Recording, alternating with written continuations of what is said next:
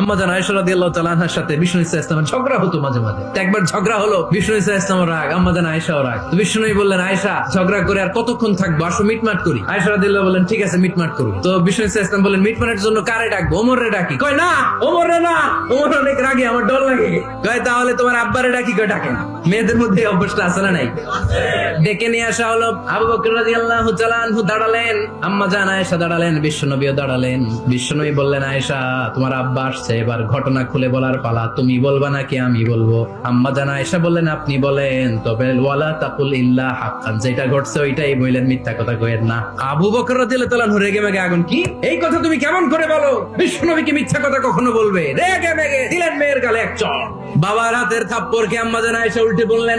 সাইয়েদনা আবু বকর রাগে গড়গড় করছেন, আবার মারার জন্য তেড়ে গেলেন। এবার বাঁচার জন্য আম্মা জান আয়েশা বিশ্বনবীর পিছনে যে আশ্রয় নিলেন, বিশ্বনবী বাঁচানোর জন্য দুই হাত মিলে দাঁড়িয়ে গেলেন। পড়েন সুবহানাল্লাহ। বিশ্বনবী যখন দুই হাত মেলে দাঁড়িয়ে গেলেন, সাইয়েদনা আবু বকর রাদিয়াল্লাহু আনহু থেমে গেলেন। সাইয়েদনা আবু বকর রাদিয়াল্লাহু তাআলা আনহু ঘর থেকে বের হয়ে বারান্দায় দাঁড়ালেন। পড়েন সুবহানাল্লাহ। এবার বিশ্বনবী আম্মা জান আয়েশার কাছে যেয়ে বলেন, ইয়া আয়েশা কাইফা রাআইতিনি আনকাসতুকি মিনার রাজুল, দেখছো কেমনে বাঁচাইলাম? আমি না থাকলে বর্তমানে ফেলতো আজকে। আমার লগে ঝগড়া করে তুমি। লজ্জায় পড়ে আম্মা জান আয়েশা খিলখিল করে হেসে দিলেন, বিশ্বনবীও হেসে দিলেন। দুইজনের হাসির মধুর আওয়াজ শুনে সাইয়েদনা আবু বকর বাইরে থেকে অবাক, কিরে এতক্ষণ না ঝক তুফান, এখন দেখি হাসি। সালাম দিয়ে অনুমতি নিয়ে ভিতরে ঢুকলেন। ঢুকে দেখেন আম্মা জান আয়েশাও হাসে, বিশ্বনবীও হাসে। এই হাসি দেখে আবু বকর রাদিয়াল্লাহু আনহু হেসে দিলেন। আরশের উপর থেকে খুশি হয়ে গেলেন কে?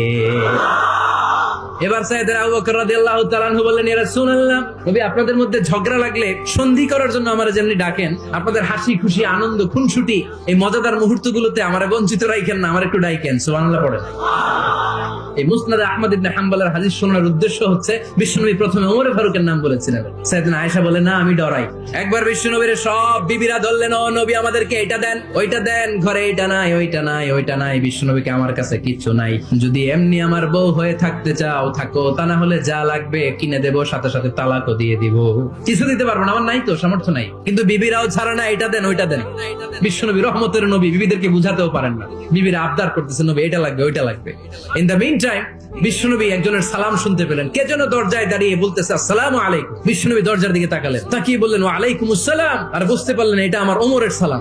সালাম দেওয়ার পরে বিবিদের দিকে তাকায় দেখে একজন বিবিও নাই, সব অন্দর মহলের ভিতরে দৌড়।